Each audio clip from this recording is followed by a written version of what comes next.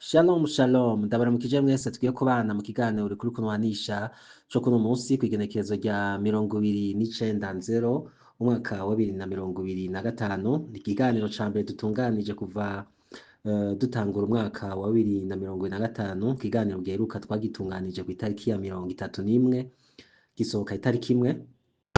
Rero muri kino kiganiro gishasha gitangura uno mwaka nkuko tubimenyereye nta kirahinduka. Ikiganiro kuri kunwanisha ni ikiganiro dukoresha urubuga rwa WhatsApp kugira ngo umurundi adashoboye gukoresha ubuhinga ngurukana bumenyi ku buryo bwa kure ashobore guterera, ashobore gushikiriza iciyumviro ciwe mu bijanye n'ubuzima bw'igihugu. Nkuko tubimenyereye dusanzwe tubikora mu kiganiro kuri kunwanisha. Turungika ijwi mu kubaza canke mu guterera dukoresha ijwi rigufi ritarenze iminota 2 kugira ngo bikunde duhanahana ivyiyumviro dusangira ikiyago. Rero mu kiganiro kuri kunwanisha co kuri uno munsi tuza kuganira ku bijanye n'ubuzima bw'igihugu na cane cane ko dutanguye umwaka wa 2025 umwaka hazobamwo amatora kandi n'umwaka waheze umwaka wa 2024 akaba ari umwaka wabayemwo ibintu vyinshi. Aha twovuga nk'irungikwa ry'abasirikare muri Congo, aha twovuga nk'ivyago abarundi bagiyemwo mu bukene bw'igitoro bwatumye abarundi batabona ingene biyunguruza, ubuzima buragora, ibintu biraduga. Turagiye kuganira kandi mu bijanye n'ivy'ubutunzi, mu bijanye n'amajambo yagiye arashikizwa n'umukuru w'igihugu. Majambo make tuzoganira ku bintu vyose vyagiye biraranga umwaka uheze, kandi tuganire naho Burundi bwaba buriko buraja mu mwaka wa 2025. Rero mu kiganiro kuri kunwanisha uno munsi twabazaniye umutumire ni Pacifique Nazwe serukira arongoye ishirahamwe Focode. Pacifique Nazwe ndabaramukije kandi mwakoze kutwitaba kugira ngo mwishuri ibibazo vy'abanyagihugu, kugira ngo mwemere abanyagihugu babaze muvuge ico mwiyumvira ku bijanye n'ibibazo bimwe bimwe bihanze igihugu canke naho igihugu kiriko kiraja mw'uno mwaka wa 2025. Eka noneho mu kiganiro c'uno munsi tuza kuganira ku bintu ivyarivyo vyose vyoba biraje ishinga umunyagihugu canke umunyagihugu yoba akeneye umuco canke yifuza gutanga intererano ku kintu icarico cose kijanye n'ubuzima bw'igihugu. Pacifique Nazwe rero karibu, hama reka muramutse abo mugiye gusangira kino kiyago, na cane cane ko hari hamaze imisi habavugwa ko vyinshi, bavugwa ko mwarozwe, babafatanya n'ubugwayi bw'umunyamabanga mukuru w'umugambwe CNDD-FDD, ahandi bakavuga ko mwapfuye. Nibaza ko ari igihe ciza co guca mutanga umuco. Karibu rero, hama ngira ngo muraza kugira ico mubivuzeko, mutange n'umuco imbere ko dutangura ikiganiro. Kaze. Murakoze cyane kunyakira muri kino kiganiro. Si ubwa mbere muntumiye, mukantumira. Hari groupe muhuriramwo muri benshi, baba abari mu mugambo uri ku butegetsi CNDD-FDD, baba abiyumvira ukundi. Mbere ico nagenda bakundira ibihe byose mwagiye muntumira nuko kandi numvamwo harimwo abari mu gihugu, hakabamwo n'abari hanze y'igihugu. Nkaba namye nshima ko ibihe byose naho twoca mu bimeze gute, tuguma twibuka ko dusangiye igihugu, ko bidutandukanya byose nta coza kiri hejuru y'igihugu cacu. Rero ndabashimiye ko mwasubiye gushima ko tuganira kuri uno mugoroba. Narabemereye ko igihe cyose muzompamagara nzobitaba. Ikindi tuganiriye mu ntango y'umwaka, ukwezi kwa mbere ntikurarangira, abantu baracipfurizanya umwaka mwiza. Rero sinoreka kwipfuriza umwaka mwiza mwebwe mwantumiye n'abandi bose baza gushobora gukurikirana kino kiganiro. Mu gutangura mwambajije akabazo, ubundi mwahora mundamutsa gusa, ariko mwagiriye ko mubaza n'akabazo mwipfuje ko dutomora. Mwagize muti hari hamaze iminsi ariko haravugwa ibintu byinshi kuri jewe. Hari ibyo twagiye tubona vyandikwa, hari abanditse ko ngo ngwaye ndemvye. Twatanguye kubibona igihe hari havuzwe ingwara y'umunyamabanga mukuru wa CNDD-FDD Reveriyano Ndikuriyo. niho ku rubuga rwa Facebook twabonye umuntu yaciye yaduka arashirako aravuga ko na jewe ngwaye, aranavuga ngo umuntu ngo twagira tujane ngo mu Budagi, ngo amatelefone naronse, ibintu vyinshi bitangaje. Nanje natangaye ico kimwe namwebwe mwese. Hari igihe umuntu abona ibintu vyandikwa ku mbuga ngurukana bumenyi akiyumvira ingene umuntu aba akomeye neza mu mutwe ashobora kuvyuka akandika inkuru ku wundi akiyumvira ivyo ashaka vyose akabimushirako. Ni ibintu usanga bitangaje, ariko ni no kubimenyera. Igihe tugezemo si igihe coroshe, kino gihe c'imbuga ngurukana bumenyi.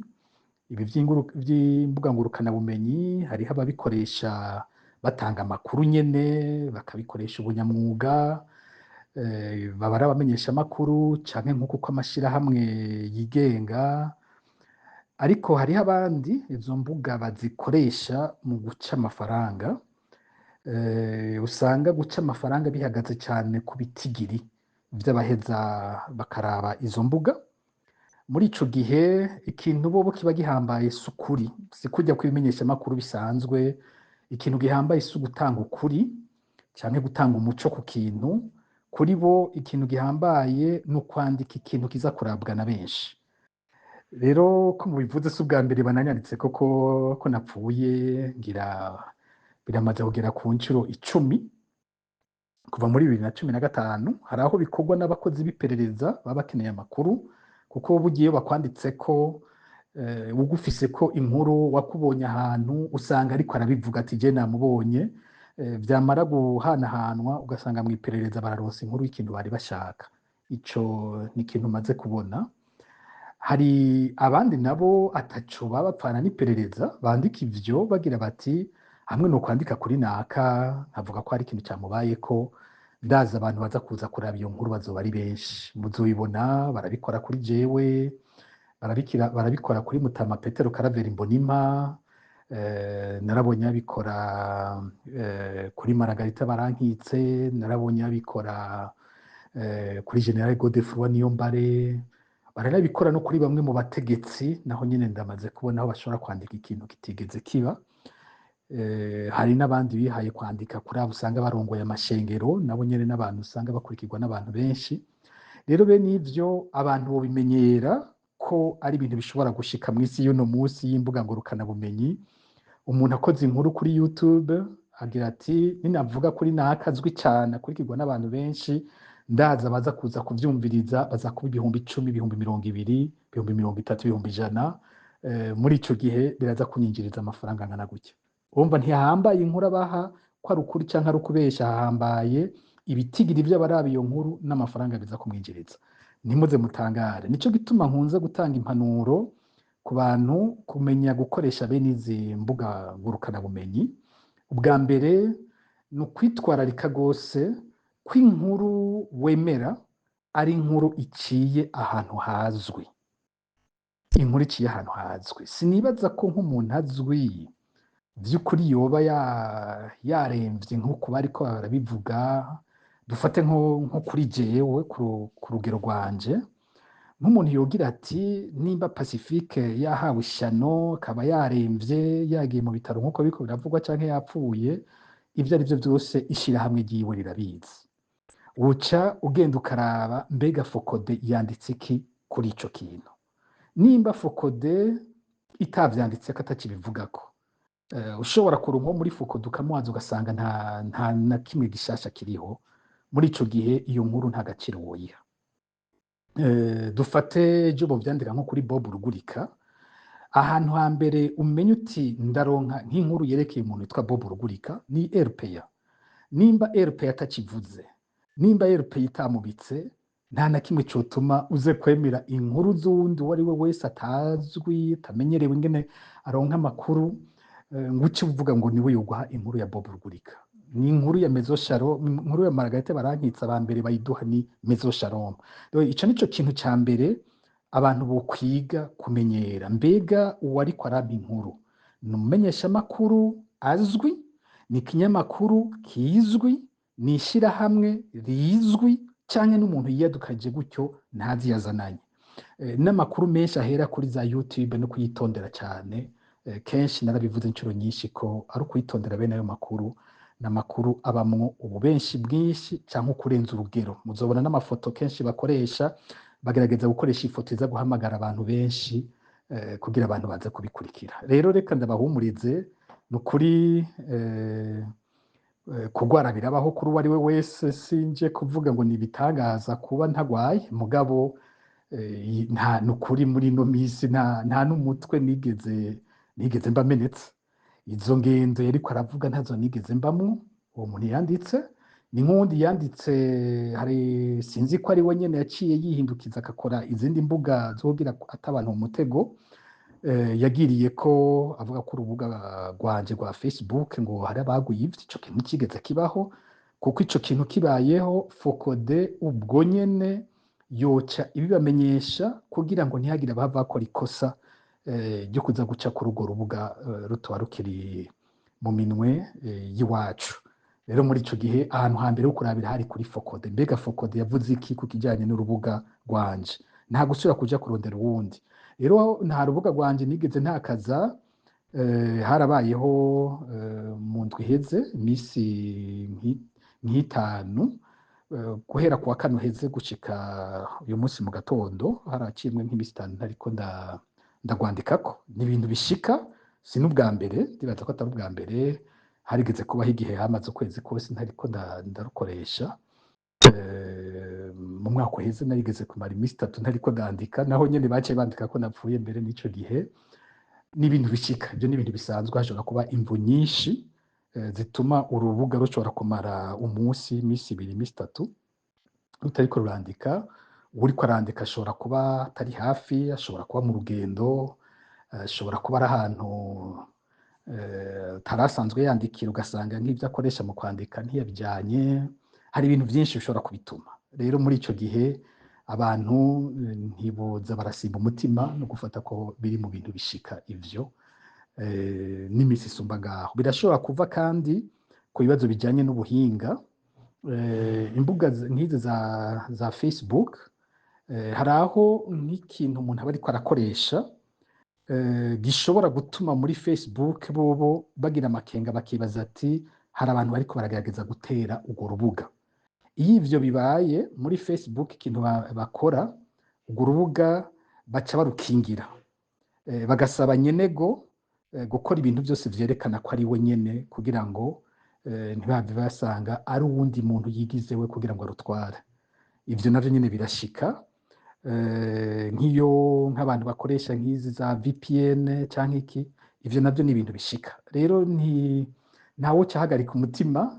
Ico nobabwira co nuko habaye ku rubuga, ku mbuga nkoresha, kera mwarabibonye igihe vyigeze kuba, iyo habaye ikintu cohava kigirira nabi abankurikirana, ubwo nyene yaba jewe yaba Focode twokwihutira kuburira abantu ko habayeho ingorane. Rero ababonye ziriya mbuga nshasha zadutse zikiyita jewe, zigashirako ifoto yanje, abazikurikiye muziveko, zirya mbuga ntaho duhuriye, ntabwo ari jewe. Nsubiye rero kubahumuriza, amagara yanje yifashe neza, imbuga zanje nije ndazikoresha, kandi nta mbuga nshasha nigeze nshiraho. Murakoze. Umugwi wa mbere w'ibibazo tugiye kubabaza kugira ngo twugurure ikiganiro, ubwa mbere na mbere tugiye kubabaza ico mubona, aho mubona Burundi buriko baraja kuva umukuru w'igihugu Evariste Ndayishimiye yagiye ku butegetsi, canke kuva mugambwe CNDD-FDD ufashe ubutegetsi. Mbega murabona ko umurundi uno munsi anezerewe, canke umurundi uno munsi yasubiye inyuma? Ku bwanyu murabona umugambwe CNDD-FDD canke umukuru w'igihugu hari uno munsi Evariste Ndayishimiye yarashoboye gutunganya ibibazo vy'abanyagihugu?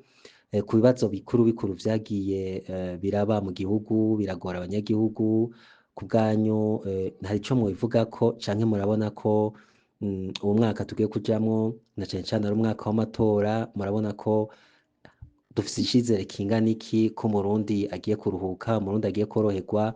Ku bwanyu niyihe shusho uno munsi muriko muraha Uburundi, mufatiye kuri kahise? Ni kahe kazoza igihugu mubonamwo kiriko kirajamwo? Ishusho y'igihugu muri kazoza yoba imeze gute? Kino kibazo ndagifashe nk'ikibazo cugurura ikiganiro nyene. nico gituma mu kucishura nza kuvuga muri rusange gose maze tukaza kugaruka ku kibazo kimwe kimwe mu nyuma.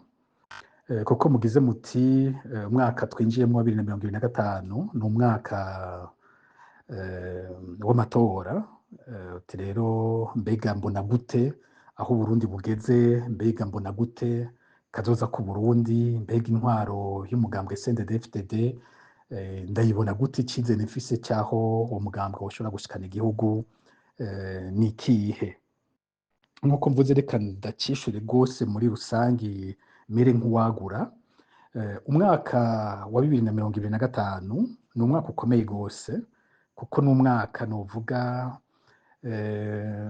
ugenda utwibutsa ibihe bikomeye aho umuntu ashobora guhagarara araba aho twavuye n'aho tugeze ku bintu bitandukanye. Nshatse kuvuga iki?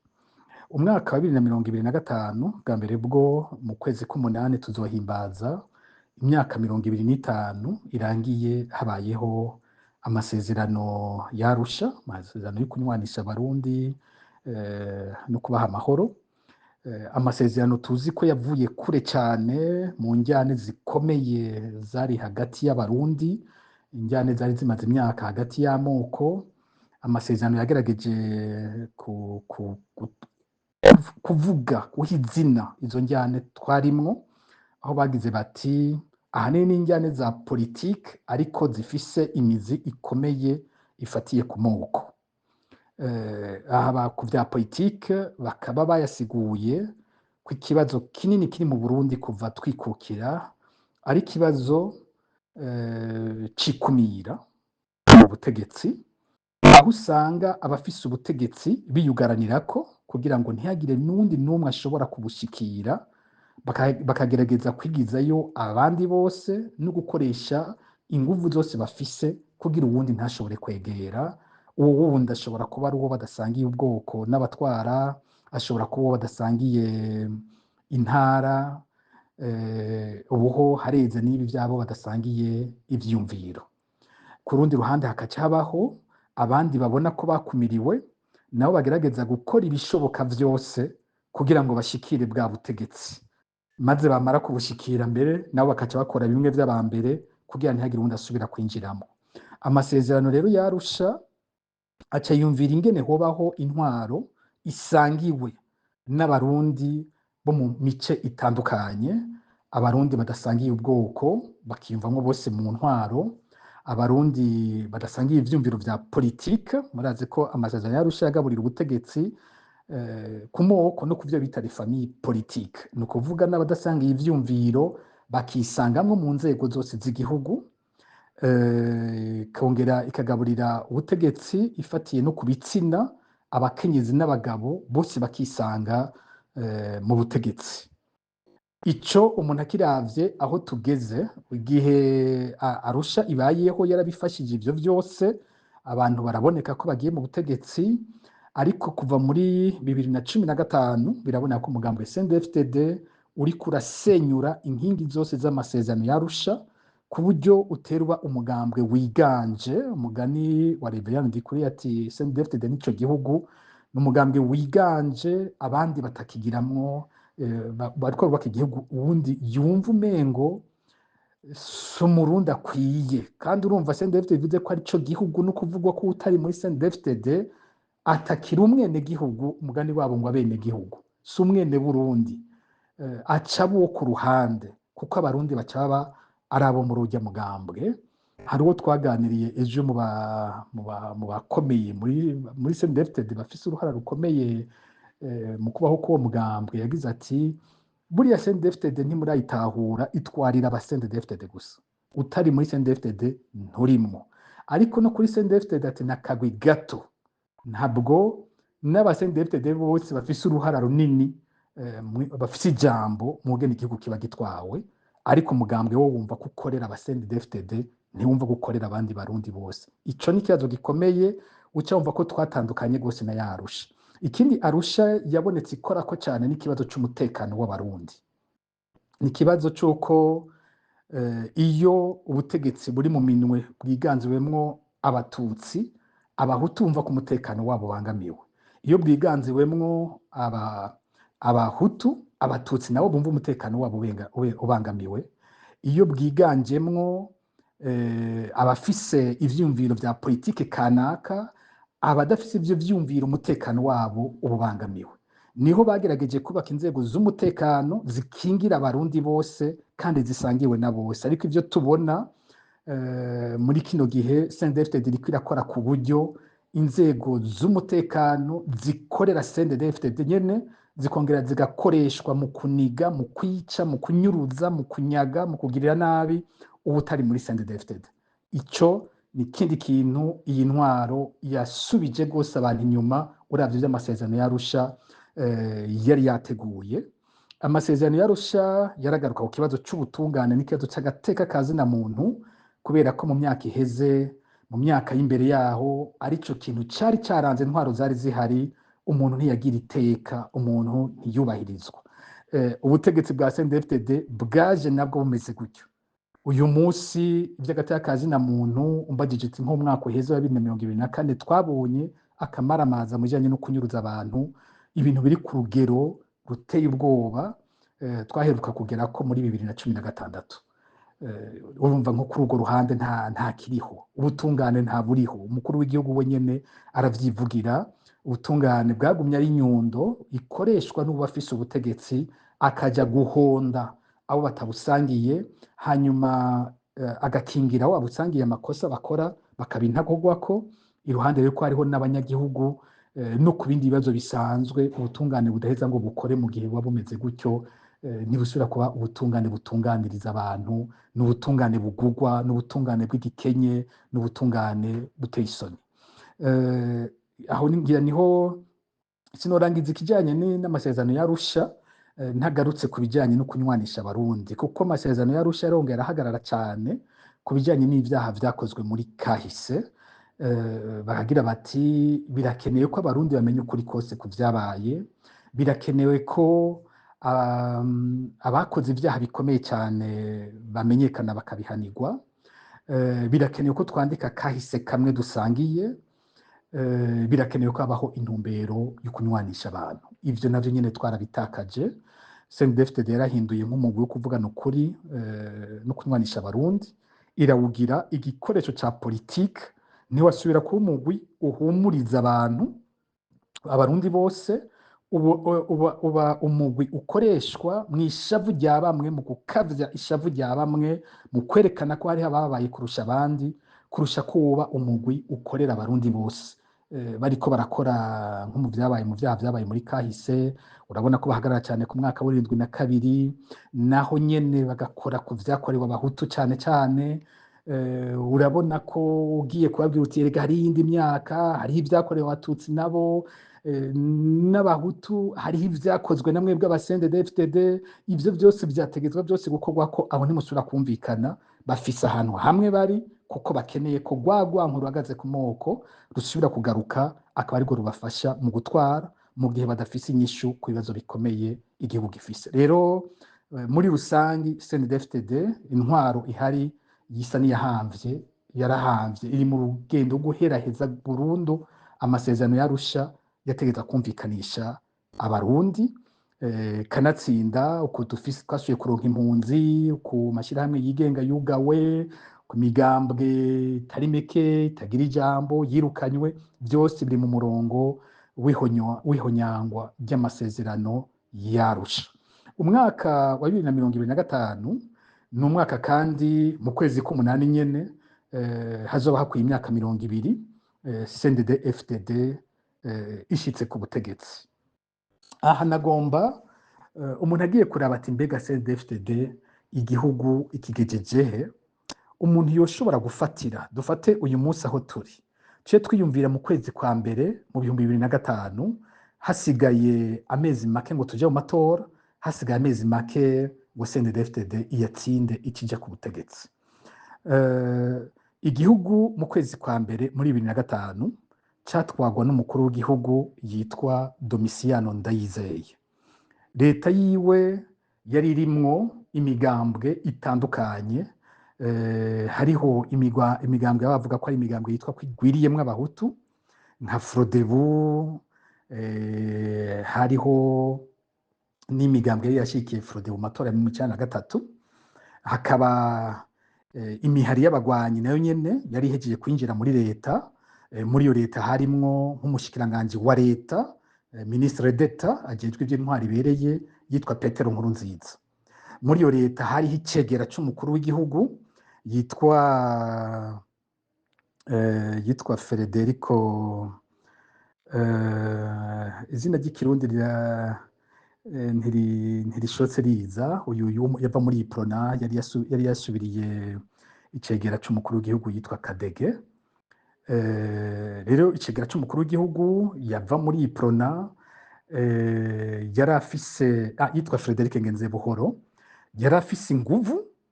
Hariho inguvu z'umukuru w'igihugu, hariho n'inguvu z'icegera c'umukuru w'igihugu, hakabaho nk'ibibazo bagira bati kugira ngo nk'ubwoko bw'umukuru w'igihugu ntaba ari bwo bwonyene nk'uko twari taribonye muri kahise buhumurizwa n'umukuru w'igihugu mu by'umutekano. Birahambaye ko icegera ciwe badasangira ubwoko, batava mu mugambwe umwe, kandi aba afise ijisho rikomeye ku nzego z'umutekano, ku bijyanye n'imigenderanire n'ibijyanye n'intwaro yo hagati mu gihugu. Hakacaba rero ava muri Iprona n'iyindi migambwe yari icuditse na Iprona muri ico gihe. Umva ko yari intwaro ndavyite nta masensibilité nka yose y'abarundi yisangamo. Uyu munsi imyaka 20 iraheze, hatwara umukuru w'igihugu yitwa Evariste Ndayishimiye. Leta irimwo abashikiranganji, yaba umukuru w'igihugu ava muri CNDD-FDD, yaba umushikiranganji wa mbere ava muri CNDD-FDD, yaba abashikiranganji nka bose bava muri CNDD-FDD, kandi ya CNDD-FDD iriko irakora ibishoboka byose mu gukumira iyindi migambwe. Iyo shusho yonyene irerekana ingene hari ubudasa bukomeye CNDD-FDD yazanye ku ntwaro, nuko yakuyeho ya ntwaro ishobora guhuza abantu bose bakumva bari kumwe, atawugira ati ni intwaro ya bamwe twebwe ntiturimwo, ni intwaro igwanya twebwe. Umugambwe ugira kabiri mu gihugu fatiye nko ku matora yaherutse, uyu munsi witwa CNL, n'umugambwe utagira ikibanza na gitoyi muri leta, n'umugambwe ukumiriwe utazokwitaba n'amatora akurikira. Ibitari gushobora kubaho mu 2005. Ntibyari gushoboka ko nka Frodebu ivuga ko CNDD-FDD ititaba amatora. Ivyo ntivyari gushoboka muri 2005. Muri 2005 Frodebu ntiyari gushobora kuvuga ko Iprona niwo wundi mugambwe ukomeye w'ico gihe ititaba amatora. Ntivyari gushoboka. Ariko muri 2025 CNDD-FDD irashobora kuvuga ko umugambwe wa kabiri utitaba amatora, igashiraho ibintu byose bishoboka kugira ngo uwo mugambwe ntiwitaba amatora. Ako rero n'akarorero gato, kandi karorero utanga turi muri ico gihe hariho abanyapolitike bari bamaze igihe bari mu buhungiro. Mu kwezi kwa mbere 2025 nk'umukuru w'umugambwe CNDD Leonard Nyangoma yari yitezwe ko yimirije gutaha, yahavuye atashe, nibuka ko ari mu kwa kabiri cyangwa mu kwa gatatu. Uyu munsi turi muri 2025, abakuru b'imigambwe batari bake bari mu buhungiro, kandi nta n'icizere ko bimirije gutaha. Ucuraba Alexis Nduhije, urabe Yohani Minani, urabe umukuru wa Iprona Karori Nditije, urabe Shovino Mugwengezo, abakuru b'imigambwe batari bake ntibafise n'uburenganzira bwo gushobora guhonyora mu Burundi. Mu gihe 2005 aba leader politique, abo izo mboneza zose mu vya politique zose zariko zirataha mu gihugu. Muri 2005 hariho iradiyo y'igihugu ifiswe na leta, hariho n'amaradiyo yigenga kandi akomeye abarundi bakurikira. Cari gihe hariho nk'iradiyo nka RPA. Ico gihe mwibuka ko banayagirije ko mu myiyamamazo yafashije CNDD-FDD kwiyamamaza iciye muri RPA, yari radiyo yigenga. Hariho radiyo Bonesha FM, hariho Isanganiro, hariho televiziyo Renaissance. Vyari ibintu bikomeye vyatuma abarundi bumva ko ivyumviro vyabo bishobora gusohoka biciye ahantu hatandukanye, maze mu gihugu hakumvikana ivyumviro vya bose. Uyu munsi turi muri 2025 hariho iradiyo y'igihugu iracyariho, hariho amaradiyo atari maka anyenyagijwe mu gihugu akorera CNDD-FDD, hariho amaradiyo maka y'isanganiro yarasubiye kurekurirwa gukora nabonesha, ariko n'amaradiyo no munsi hariho abarundi badashobora kuvugiramo. Ubu muri abantu batari bake muri murakurikira kino kiganiro, ariko simfise uburenganzira bwo gushobora kuvugira muri bonesha canke mu isanganiro, kandi imbere nari ndabufise. Nuko bimeze. Ico ni ikindi kimenyetso cyerekana ingene twasubiye inyuma cyane kuri iyo ntwaro. Ni intwaro yasubije inyuma ibijyanye n'uburenganzira bw'abarundi. Muri 2005 hari amashyirahamwe yigenga atari make, mbere amashyirahamwe yari yakoze urunani rukomeye gukurikirana amatora kugira ngo baze kubanguranya, ntihagire uwibwa, baze kuvuga ibyavuye mu matora ibyo ari byo. Niho amashyirahamwe yaje hamwe agira urunani rukomeye, hariho force, haciye hanaza kosome ivuye muri uko gushyira hamwe inguvu kw'amashyirahamwe yigenga kugira afashe kuraba neza iby'amatora uko biriko biragenda. Hariho n'uruhara rukomeye rwa Eklezia Katolika, nayo nyene yanafashije no mu gushinga kosome. Uyu munsi ugiye kuraba nta runani na rumwe ruriho rwigenga abantu bashobora kwizigira mu bijyanye n'amatora, ngo aba n'abaobservateur y'amatora twizigiye twese baduhumuriza. Muri 2005 seni y'ico gihe yari yongowe n'umuntu w'umugabo w'umushinga ntahe abantu bari bizigiye gose, yitwa Paul Ngarambe. Niko yari yashyizweho nabo muri Frodebu, ariko ijambo ryiwe ryari ijambo ryubahwa n'abantu bose, kuko ku buryo bari bazi bati uyu ntazokorera uruhande rumwe, ntibishoboka. Niyo seni kabamwo n'abantu bavuye mu migambwe itandukanye kandi basanzwe bazwi nk'abashinga ntahe, abantu bizigira. Uyu munsi ugiye kuraba seni dufise ni seni ucumva gusa kivuze ati umukuru wa seni mbega azohagarika amatora ninde? Ngo Prosper ntawo gwamiye. Bageza kubivuga ucuvuga uti nimba hari abantu bazoja guhiganirwa amatora bahagarariwe na Prosper ntawo gwamiye, barindiriye ko uwo muntu abaja hagati. Reka twitwenge, umuntu yobaza abo bantu nyene ngene bashobora kwizigira uyo muntu. Yabaye muri seni inshuro zibiri zose n'incuro amatora yibwe atemewe ivyayavuyemwo, n'umuntu yahora ari umunyamabanga mukuru wa leta, no kuvuga avuye muri leta agiye kuja hagati ya leta n'abatavuga rumwe. Ubwo nyine cyane nabinyarutsa, wewe ntiyanabitebeje, ntiyanenze nuko bahiganwa, cavuga ati oya sinemeye ko bariya bakeba bakomeye bacu baza no muhiganwa. Ntushobora kugereranya umuntu nka Paul Ngarambe ngo namugereranye n'umuntu nka Prosper ntawugwamiye ntiyoshika no mu ntege za Paul Ngarambe mu bijyanye no kugena abantu bashobora kwizigirwa.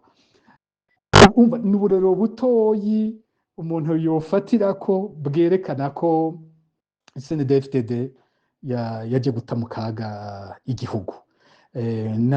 Nafatiye nko ku bijyanye na demokarasi, navuze amasezerano y'Arusha, noshobora kuja navuze naciye gato ku by'umutekano. Umuntu yoshobora no kuja nko ku bijyanye n'ubutunzi navyo, aho igihugu kigeze n'akambaro k'ibara.